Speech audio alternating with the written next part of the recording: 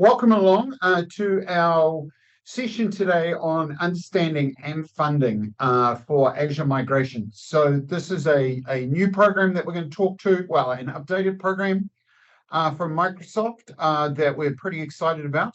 Just a little bit of what we'll cover off today. So I'm standing in for Nadia today. Unfortunately, our esteemed colleague Nadia has just come out of hospital following a spider bite. Certainly dangerous living in Hamilton. So we've wished her well, and she will be back on board tomorrow, apparently. So I'll do some intros. Then we're going to roll into Ben Brown. So thank you to Ben. We feel pretty special to have Ben along from Microsoft today to share his wisdom and knowledge on the AMP program and how you can all kind of take advantage of it for growing everyone's business. Then my colleague to my left here is Adrian Venter. He will introduce himself as we go. He runs our cloud operations shop at Umbrellar, and he'll be taking us through a bit of a case study of where this funding has been quite successful. Then how will AMP change the game? I'll just cover a little bit about how we think we can use it, how it's been used successfully in the past, maybe some of the really good and the really not so good bits of it, the gotchas that maybe Ben can't share with us, but I can. So I'll do a little bit of that, and then we'll aim for some Q&A. And we definitely want to have you out for 1 p.m. So we're going to make it as quick, as efficient as we can. There is Q&A at the end, but please, if you've got some questions during it, fire them in or put your hand up. We'll keep an eye on the list here. And we'll take questions as we go. But so without kind of waiting any longer, let's move on to our friend from Microsoft, Mr. Brown. If you want to introduce yourself and run us through a bit of this new AMP program. Sure. Kia ora, everyone. I'm Ben Brown. I actually do work for Microsoft, even given the wonderful Umbrella t-shirt I'm wearing today.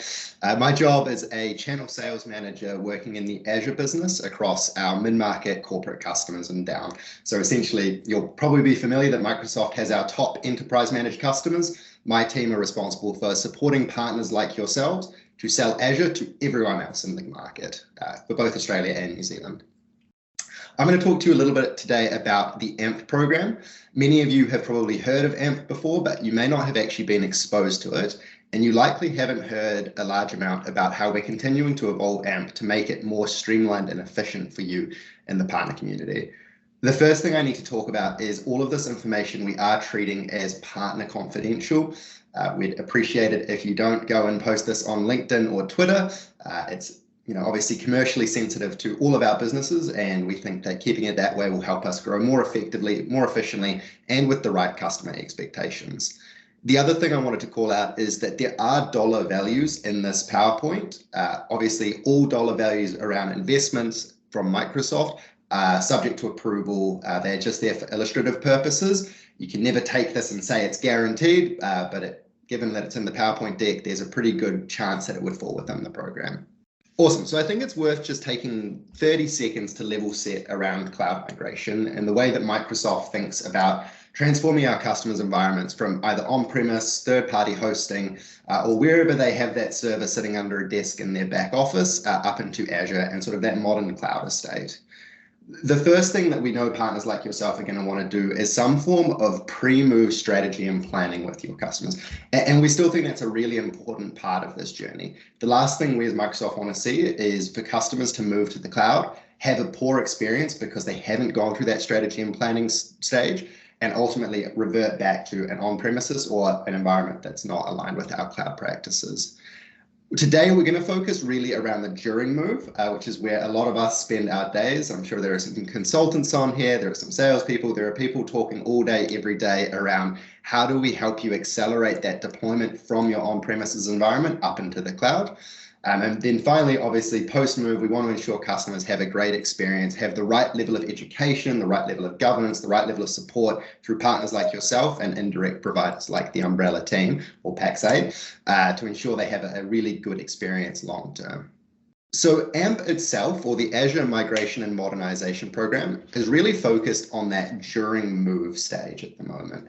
What we think about is providing support, investment, resources, people, technical knowledge and capability to help you accelerate your customers' transition from wherever they are today into the Azure platform. We work with key partners who achieve AMP certifications such as Pax8 and Umbrellar to deliver these services to your end customers. One of the really cool changes that's happened this year, and traditionally if you've worked in the indirect resale channel for Microsoft programs, you'll be hopefully pretty familiar with the fact that we were never able to provide any level of investment into those customer opportunities. This year, we've had a real shift, meaning that even if you're transacting the licensing through CSP and more pointedly through Tier 2 CSP or indirect CSP, we can start to invest into those opportunities through partners like Umbrellar and Pax8 to help accelerate the deployments into Azure. I did also want to quickly call out, we do provide more than just funding support for migrations. We provide tools and services like the Azure Fast Track team, a really deep dive team of engineers who are all Microsoft full-time employees working across the product group to help you ensure you do the right things at the right time with the right knowledge base. And also benefits to some customers like the Enterprise Skilling Initiative, which enables customers to upskill and enable their own people within their business through things like certification vouchers and dedicated learning plans. Again, all of this is available to key AMP partners like Pax8 and Umbrellar, and we'll talk a little bit more. I'm sure Ian will highlight how they can help you work through this process. So getting to the nitty gritty of how does AMP work, there's 4 key workloads that we think about under AMP. There's obviously the traditional infrastructure migration. You're moving of a Windows Server or SQL VM up into Azure or Linux or whatever operating system makes sense for your customer. There's VDI, or more commonly as we see it nowadays, Azure Virtual Desktop, but it also does cover Citrix and VMware solutions. There's app and data modernization. So those projects where you might be transforming a line of business application from whatever legacy deployment base it is on today into something more modern like Azure App Services. And then finally, there is SAP. Obviously, that's a core workload that we know a lot of customers are talking about at the moment as they look to move those S4HANA examples into Azure. Now, one thing I did want to take 30 seconds to talk about here is that we're starting to think about security as a baseline to all of these 4 workloads. Obviously, we've seen across the market for the past few months that cybersecurity has become a hot button topic for customers and partners alike. You don't want to end up in the news like some of our Australian counterparts have. And so Microsoft is continuing to invest through our partner channel and accelerating not only the migration outcomes for customers, like moving a server from A to B, but also in building the right security platform that wraps around that. Traditionally, Microsoft would have only ever reinvested on the basis of the server consumption that customer may be consuming. As an example, you'll see here, traditionally, if it was an infrastructure database migration and that customer was going to do 40 to 200K a year, we would make something like a $25,000 investment based on the VM spend. Now we're also considering adding the Azure Sentinel or Windows Defender for Server spend into that consumption estimate as well, which can help uplift the total investment profile from Microsoft into these customer opportunities and ensure that you get funding, or the Umbrella team get funding to support the deployment of those security solutions as well. Obviously, these numbers are in front of you on the slide. They are illustrative, they are pretty accurate. At the moment, one thing that we're really excited about, and I'm sure Ian will talk to you more about it later, is the new submission mechanism that partners like Umbrella and Pax8 have for certain customers under the Azure Migration and Modernization Program. One of the big challenges that I'm sure Ian will talk about has been traditionally Microsoft takes a long time to approve funding. Under the new funding mechanisms, we've seen funding approvals be made at 9 in the morning, approved by the customer at 9:01, and have partners delivering by 9:02 with up to $80,000 worth of professional services funding for partners like Pax8 and Umbrella. So that's a really exciting change that's come this year for our top managed customers and our top unmanaged customers, which I'm sure Ian will touch on the intricacies there as well. Again, I did just want to highlight 3 more things. This is a program limited to key partners like Pax8 or any partner that achieves AMP status. Obviously, you're working with Pax8 day in, day out, and the Umbrella team under them as their engineering arm. They have access to this program for you today. I'm just going to reinforce Enterprise Skills Initiative is an awesome tool that we provide to customers as part of this program. Really helps them think about upskilling their own people and accelerating their own transformation within the business. And it can be a key part of helping that decision maker get past the bias of, hey, my team actually don't know how to work in Azure or how to manage that environment. And then finally, the Azure Fast Track team. Whenever you have a customer opportunity where you think Microsoft can add engineering insights, guidance, or advice, that's what that team is there for. If you need a level 700 engineer on Azure Redis Cache, we have someone sitting somewhere in the world that you can pick up the phone and ask those really nitty-gritty questions to get guidance and advice. So obviously a really cool service that I think a lot of partners could benefit from taking advantage of. That is the Azure Migration and Modernization program in 5 minutes. I've tried to keep it really short to give the team lots of time. I'll stick around though for Q&A, and I'm sure Ian will have lots of questions for me as well. Thanks, Ben. Awesome. Great intro. We might hand over to Adrian. We'll let you introduce yourself and run us through a bit of a case study of how this has worked. Yep, cool. Thank you, Ian, and hello, everybody. My name is Adrian. I'm the head of cloud operations at Umbrellar PAX 8. I've been with the organization I'm in my 5th year now. I look after the managed and professional services team. So we cover off our pre-sales, architecture, design, delivery of cloud projects, as well as then the group of engineers that tirelessly provide our managed services 24/7 to our customers as well. So I'm going to take you through just a couple of keynotes around a project that we did that we used funding quite successfully. There's quite a bit to read there, but I'll skip through a few of the highlights as I see it. So the Medtex Alex project required a unique approach to deliver. The partnership between Umbrella, Microsoft, CodeHQ, and Odin Health helped to deliver this platform built for the cloud, in the cloud. This was a software project, first and foremost, and needed to be delivered into the cloud. Umbrella brought its expertise to design and deliver the Azure landing zone that underpinned the delivery of the Alex platform. If you look at some of the advantages the Microsoft funding provided during this engagement, you will see the benefits for everyone involved. If we look at some of those highlighted benefits for Umbrella and the partners, it allowed us to speed up the sign-off for the project and get the work underway quicker. It increased our velocity in delivery with the confidence to handle any permutations or technical decisions and architectural guidance that we required throughout the process. And it meant that there was no need to go to market, a direct result of securing the funding from Microsoft.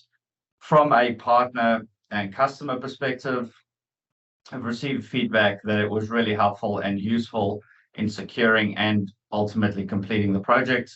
It gave us confidence that Microsoft's come to the table and that they are invested in the success of this project and the outcomes that we're committed to. It ensured that the project was delivered in Azure, which was a good thing for Microsoft as well. I think that's probably one of the big drivers why Ben and the team get behind us for this, is they want to see it landing in Azure. And if this helps us do that, then it's always well received. The project itself was delivered on time, within budget, and the success of it also allowed us to secure future projects that have been delivered post that, and also a few more to come that we can see down the line. Really successful project, changing people's lives, saving lives, actually. And it was great that we were able to have the software company ourselves doing the cloud, along with the customer and Microsoft all at the table. And the funding helped every step, as Adrian explained. Right, we'll have a quick look at how AMP can change the game. We're going to pivot it. It's the Microsoft story. We're going to talk about what's in it for you, the partner. So let's look at the really good stuff to start. So over the years, we've seen these programs come and we've seen them go. We've seen the complexity and the simplicity. We've seen lots of them. This one has some really great highlights. And I think Ben has kind of touched on a lot of them, but really wanted to cover off what I think, look at it from a partner's perspective. The first thing to look at is, as you think about your customers, where do they fit into the Microsoft world, right? Are they a Microsoft enterprise account? Are they a Microsoft small, medium corporate, or are they an SMB? In previous years, we would have struggled with which one are they in? Are they eligible for funding or not? The guys have done a great job and simplified it. All enterprise, all SMC, and 1,000 of the largest SMB accounts in New Zealand are eligible for this funding. But the bullet point below that is even more critical. For all of you that have done anything in the public sector, getting funding before can be difficult or has been difficult, right? This funding, anyone in the public sector or commercial accounts are eligible for this funding. So one of the hindrances to achieving funding for your projects gone away. The second thing is weeks of lead time slash, as Ben was saying, a couple of hours. We're going with a couple of days. We do need the customer to approve it. So the clock starts ticking when it goes to the customer. If the customer is on board, which I'm expecting they will be, as long as they've approved it, then the rest of the process is highly automated and we should be very quick. So the other one is, and we'll just ask Ben to close his ears here a little bit now. If we were running a $40,000 a year project, typically you would have got in the realms of a $4,000 investment from Microsoft. On a good day, you might have got 8. We're now looking at funding, and again, this is always subject to approval and everything else, but we could be looking at dollars upwards of 15 to 25,000 Kiwi dollars for a $40,000 project. You'll notice that they've gone into bucket size funding. So as opposed to doing the set percentages now, we're running at a bucket size level, which makes it so much easier and can put more money on the table. So there's obviously 3 sizes. That 40 to 200 would be eligible up to 25 grand Kiwi. The same with the projects 2 to 4, 100K a year would be up for 45, and then obviously larger projects over that. So the 3 things for me: really, really wide eligibility of people that can use this funding, really across public and public sector and commercial, 2-day turnaround on approvals, and very generous bucket or funding options. So I think Microsoft's done a great job in recognizing some of the challenges we've had previously, and you know, is a great way to start. Just if you're new to funding, a couple of things to think about, right? Is it an Azure-based project? Right, that's the first question. That is the offer column there, right? So this is based around driving Azure consumption, or as been talked about, the security services, whether it be the Windows Defender or Sentinel. Second thing is the eligibility. So when we talk about eligibility, oh God, that's a mouthful. What we're saying here is, what will the ACR be on this new project? So this needs to be new revenue for Microsoft. Right, so if we think they're going to spend $5,000 a month, which would equate to $60,000 a year, you would sit in the top bucket, right, and so on down. Let's cover some things to consider. We'll take in a positive spin, right, but some things that are the gotchas that we need to be really aware of and thinking about, right? First of all, not all customers are eligible. There is 90,000 SMB businesses or something like that in New Zealand. They're obviously not all eligible. Now, for privacy reasons and for security of data and everything else, we cannot share the list of the 1,000 SMB customers that are eligible for this. So what that does mean is, as you have got as you've got projects that you are considering, you need to go through to Sonia or Brad, and they will check in with the Microsoft team as, are these customers eligible for this bucket of funding?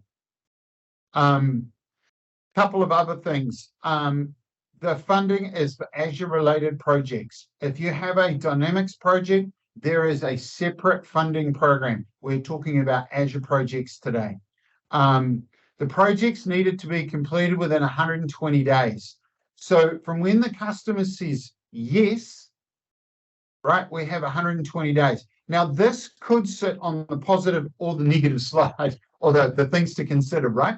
that this quarter end slam that we always used to run up against in funding, we've now got, once the customer has clicked, it's approved from Microsoft, which is on the same day, we've got 120 days.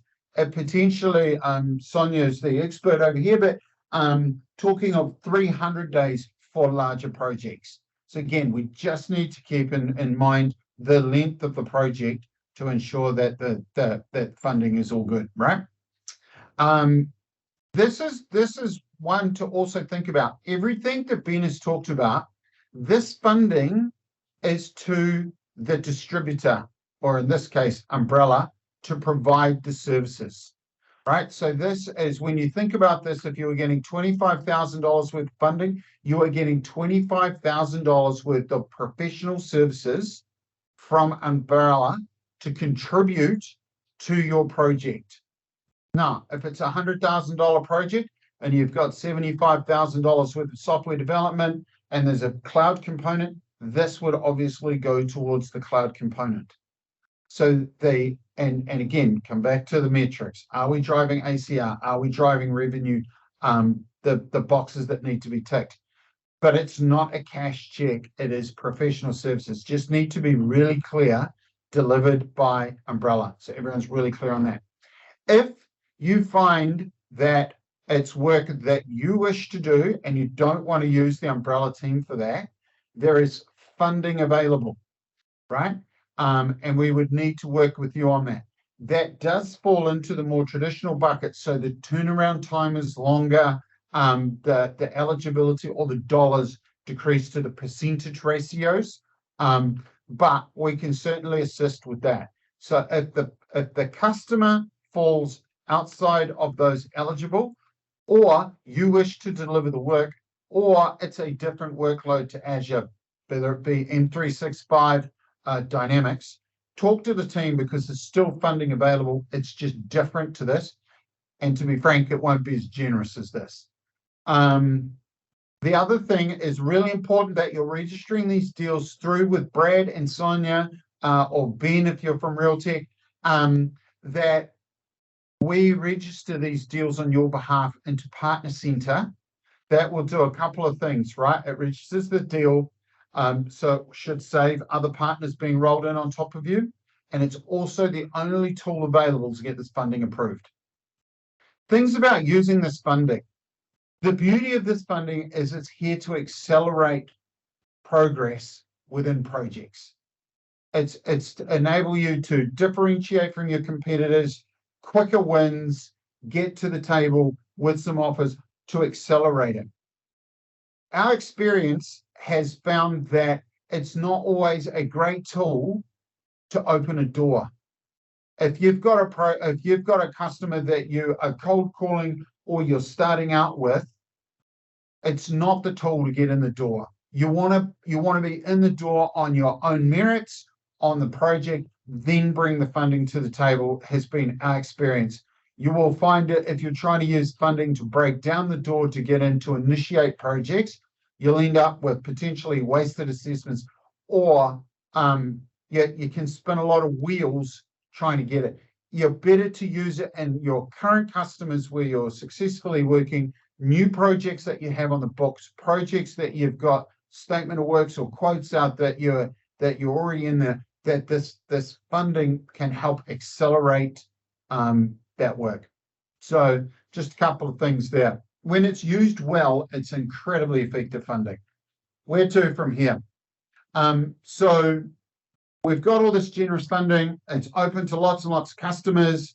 The thing I would be thinking about from Partner World is how many opportunities have we got that we think this funding will make a difference? Lots of people are eligible, really generous. How do we use it? And how can you, I guess, take it to your customers? So probably the first thing is that if you've got some projects that are in flight or underway that you want to look at the eligible funding for it, reach out to Brad and Sonia, and they'll be able to, clarify, yep, that partner is on the list, and two, then we can work through some of the dollars. The other thing is, are your customers contemplating work? And what we've found with a couple of partners is there has been some opportunities that potentially they had competitors within their customers working on, and they were using this to win the work as well. So it's really nice as a differentiator as well. If you're finding some of this cloud work is outside your core expertise, Adrian has an entire team of people that can assist with that. We have people that can assist with the sales side of things as well. So not just the funding, but we can assist with the technical and the sales side. So really, I guess if you've got some opportunities, first thing, get them to Brad and Sonia. They're the gateway. They will start the process with Microsoft of ticking the boxes. They will get the opportunities into Partner Center with you, and then they can also bring in technical, whatever expertise you need to help with that to get things underway. So we want to keep it really kind of simple, generous, lots of people, quick turnaround, lots of funding available, people here to help if you're ready to go. I guess that's as simplified as we can make it. The areas to be thinking about are all those supported engagements on the screen, and anything in those fields where you think there is opportunity, then we should be talking. Thank you for attending. I hope this funding is of interest. It's certainly the one we've been most excited about for a while. So exciting times.